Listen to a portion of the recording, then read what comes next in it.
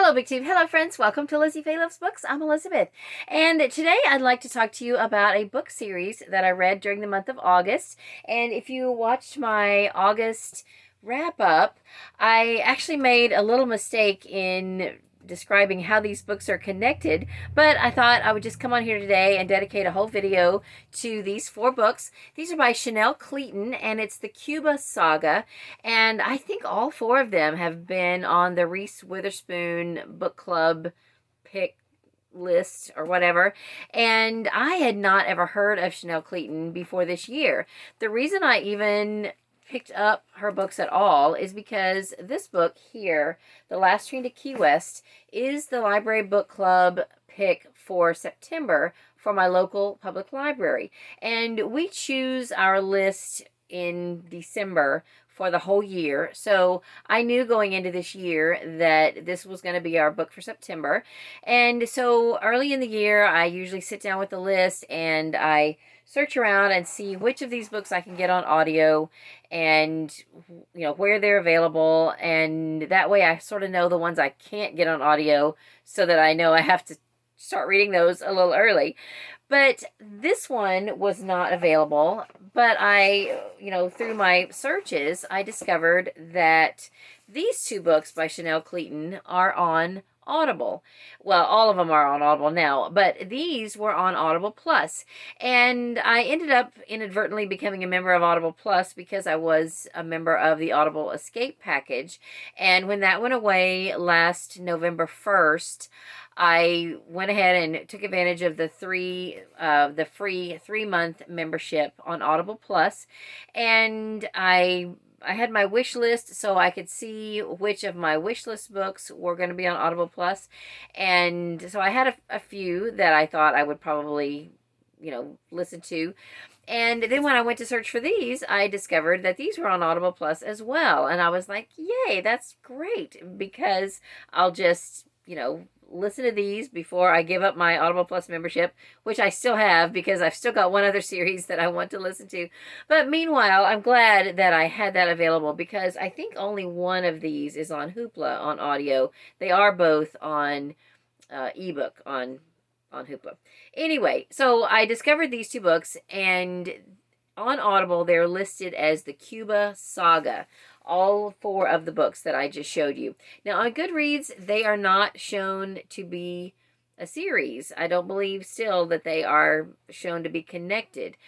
But I figured, well, if they're a series on Audible and they're not on Goodreads, it probably means that they could be read as standalones, and yet they're connected in some way. And that is exactly correct.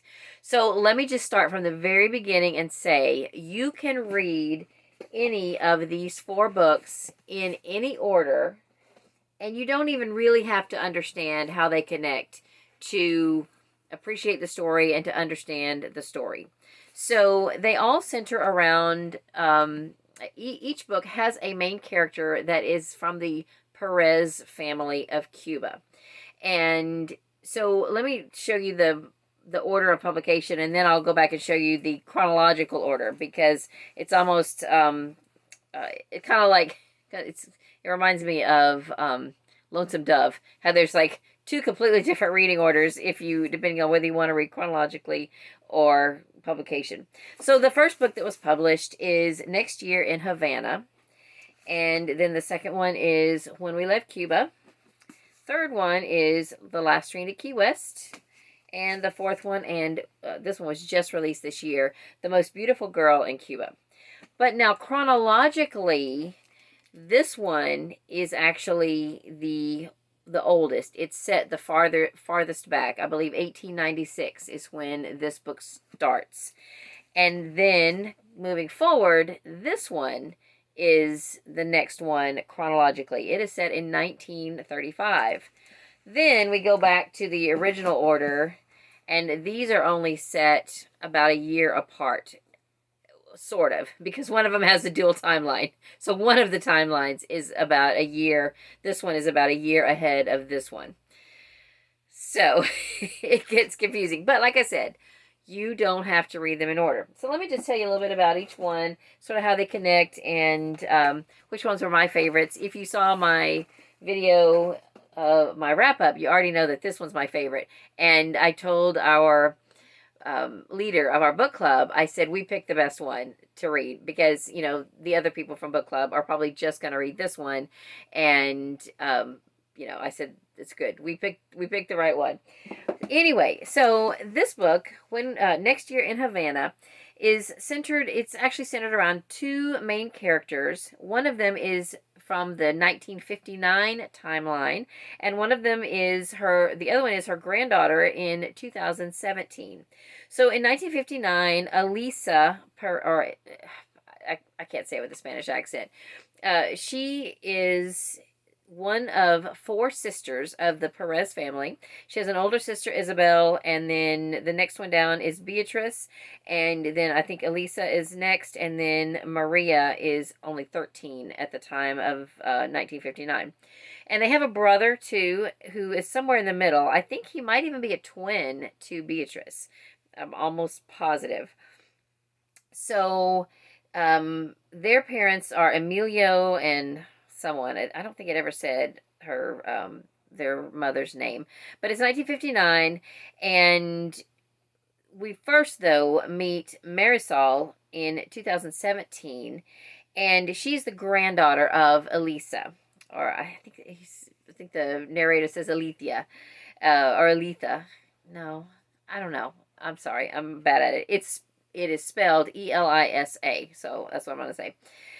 Then in 2017, Elisa has died and left her granddaughter Marisol instructions in her will to please go to Cuba to spread her ashes, because Elisa and all of her family left Cuba in 1959 or 60 when Castro was coming into power, and they had to leave and escape. So I think Elisa's best friend did stay behind.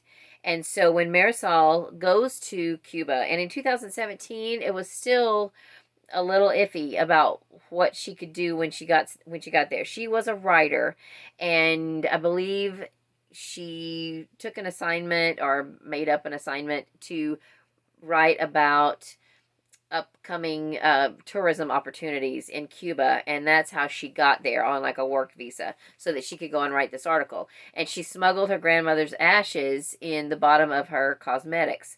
So, you know, it was illegal for her to transport a body, or if it wasn't illegal, it was just going to be like a lot of red tape, and so she decided to just do it this way. So when she gets to Cuba, she does connect with her grandmother's best friend, who, you know, they never saw each other again after the family had gone to the United States, but they did somehow keep in touch, maybe through letters or something. And so it goes from there. So that is the main premise. So that's Marisol's story. She is there to spread her grandmother's ashes.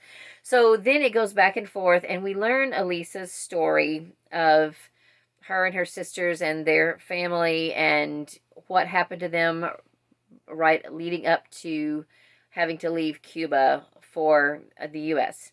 And that's pretty much the story here. And I think where the title comes in is they think they're not going to have to be gone that long. They're going to the U.S., but next year, back in Havana, we'll be back and things will proceed as normal. I think that was where the title came from. I may be wrong, because I listened to these all in 1 month, and I kind of was in a hurry, but still very enjoyable. I listened to this, like I said, on Audible. So Elisa has a sister, Beatrice, and Beatrice is, of the four sisters, she is described as the beauty. And we meet her in this book, and we learn that she had some interesting history that we don't really find out much about until we get to this book. And we find out that she was a spy and tried to assassinate Castro. And so this one also was my least favorite, but not because of that, but because there was a forbidden love affair involving a married man, and I'm not gonna condone cheating, but that's the story. So, anyway, this is Beatrice's story, and it predominantly all takes place in 1960. There is a couple of scenes from 1962, and the prologue and the epilogue are both from 2016. So we meet Beatrice here before her sister, Elisa's grandmother, died, and then it wraps up back around where I guess it's sort of like she's remembering, and maybe she's sharing some of her story with her family. And so her sister Elisa is still alive at that point. So it's a year before she dies in 2017. So this is Beatrice's story, and it's kind of a spy story in 1960. And then going back in time now, this is where I made an error in my wrap up. I thought that Mirta this book has three perspectives. One of them is Mirta Perez, who is a newlywed, and her maiden name is Perez. And I thought she was one of the four sisters, but she is not. I didn't even make the connection until I went back and looked and realized the timeline, because this is set in 1935. So she is definitely older than Beatrice and Elisa. And so Mirta is the sister of the sisters in these books' father. Their father is Emilio. Emilio's sister is Mirta. So in this book, which I loved, this is set at Labor Day 1935. It actually starts on August 31st, goes through Monday, September 9th, and then there is the very last chapter is April 1931, and it's kind of a almost like an epilogue, only it's not. It's the last chapter. There's an epilogue after that. But anyway, this is set in Key West. So it's not set in Cuba at all, but the Cuban connection is that she is the aunt. One of the main characters is the aunt of the other two. She has just left Cuba and is on her honeymoon with her new husband. It was an arranged marriage, and her husband is a gangster. And because of the political connections and things that her father was into, he wanted her to marry Anthony. And I don't know if they are going to, I don't think they're planning to come back to Cuba, but Anthony was there in Cuba for a while, and he, like, on some sort of business, and he met her and wanted to marry her, so the father gave a permission, although they never even kissed until their wedding day. And now they are, they're on their way on their honeymoon to New York, and they stopped off in Key West, and they haven't even consummated their marriage yet, and she's terrified. So she's not terrified of him, she's just terrified of the wedding night and all of that. So that is kind of her premise. And then there are two other main characters. The first character we meet in this story is Helen. She is in an abusive marriage. She is a waitress, and Mirta and her husband come to the restaurant, and Helen is their waitress. So that's sort of how they start to meet. Then there's a third main character, and her name is Elizabeth, and she is on a train headed to Key West, and we don't know really at first what is exactly going on with her. We know that she's looking for someone, she's headed to Key West to look for someone, and she kind of is running away from someone. So it's kind of a mystery. And she meets a man on the train, and the characters all interconnect. So anyway, this was very good. I would suggest that after you read it, look up, Google the Great Labor Day Hurricane of 1935. And don't do that until you've read the book, because you'll see some of those images, which was a real hurricane, and it will spoil some of the things you're going to read about in the book. And I don't want to take away any of the intensity of the book. It was intense. And I live in Florida. I've survived hurricanes. I'm in Central Florida, so the hurricanes don't usually get as bad here as Key West, but this was intense. So I definitely recommend it. If you only pick up one of these books, this is the one to pick up. So after, while I was checking this one out, I noticed that there was a new book that just got published this year. So I mentioned earlier that I couldn't get this one on audio on any of our resources, library resources or anything.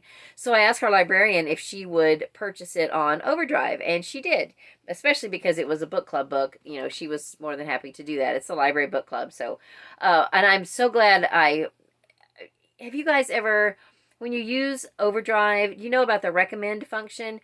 If you see a book that you want the library to buy, click recommend. Sometimes, especially with ebooks, they will just go ahead and buy them and you don't have to contact anyone.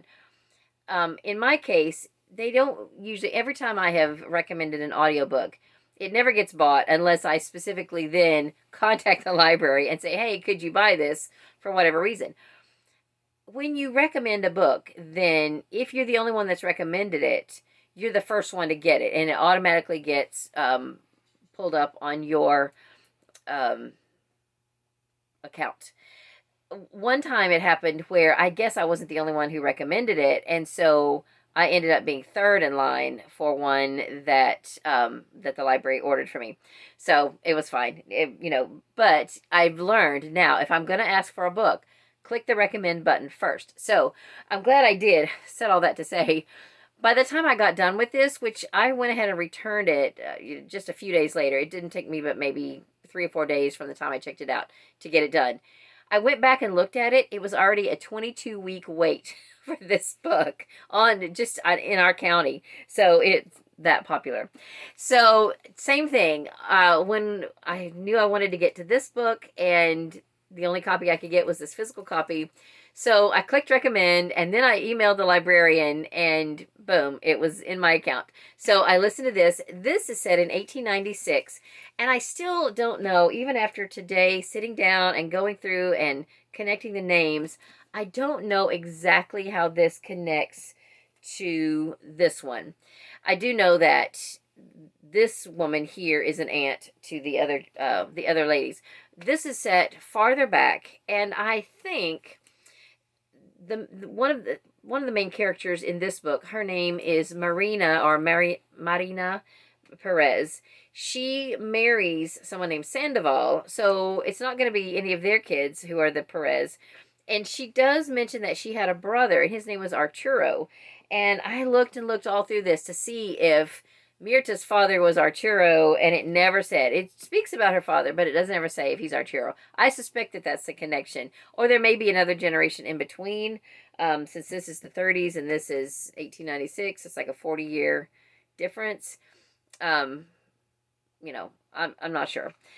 Anyway, this is about 3 women. 2 are Cuban, 1 is American, and one of the Cuban women is Marina Perez, and she basically gave up her connections to her own family, who lived in a big fine house and had everything they needed, for love. She wanted to marry for love, and her parents said, no, he's not suitable for you, so she basically eloped with him.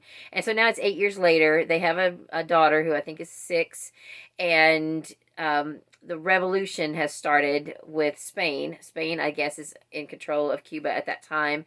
And so they're basically, under the rule of the Spaniards and are not having it.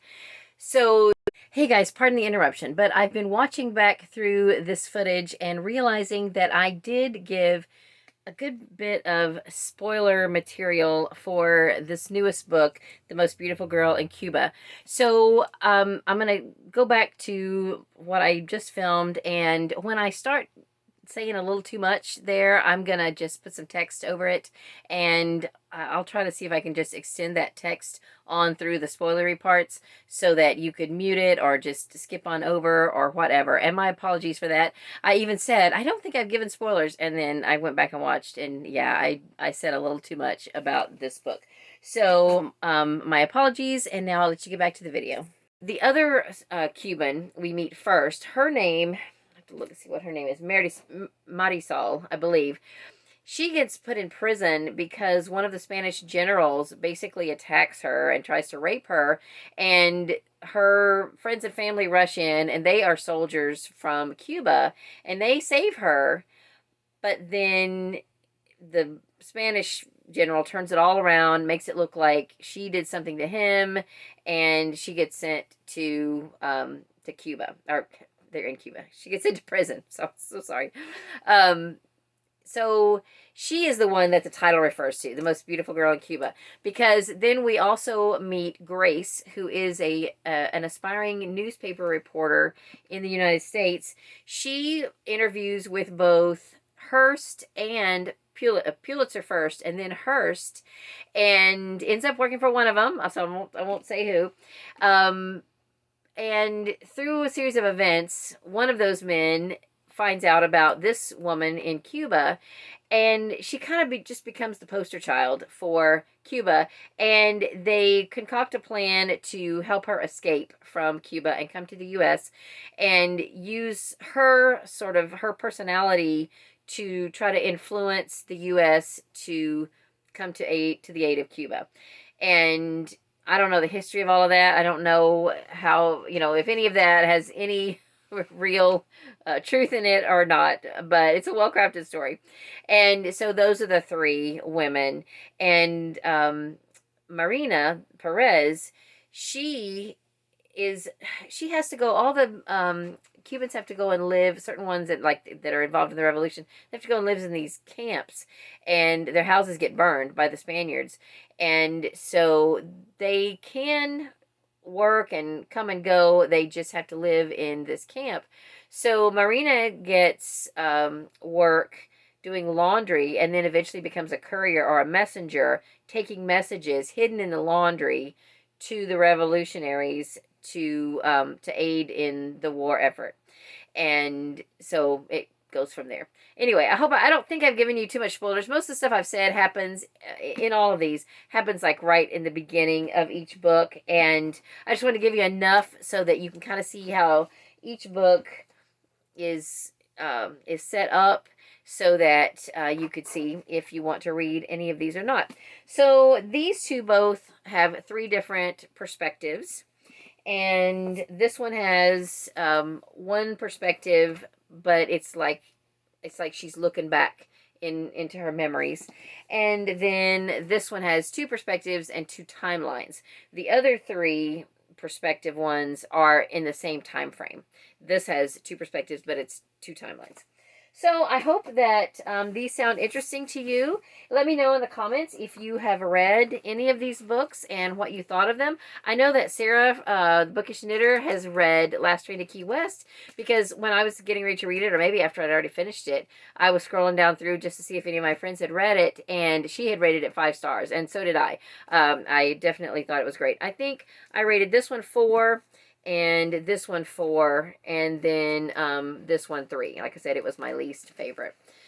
So let's chat in the comments about Chanel Cleeton. Have you read anything else by Chanel Cleeton other than these books? I have not. Like I said, I didn't even hear about her until this year. I'm definitely interested to see what else she has written, and I'm interested to see if she is going to write any more. It did say in this book that Marina's perspective, yes, she is talking to her husband, and she's saying that her family have been in that family home for 4 generations. So there are still more generations of the Perez family that we could learn about, and that would be kind of cool. So anyway, let's chat in the comments, and let me know if you have read anything else by, there I go, trying to say Michelle. Chanel Cleeton. And let's just chat in the comments. So, how many times can I say chat in the comments? I love the comments. I love that. It's my favorite part of BookTube. Thank you so much for watching. I hope you're having a great day. Read a good book, and God bless you.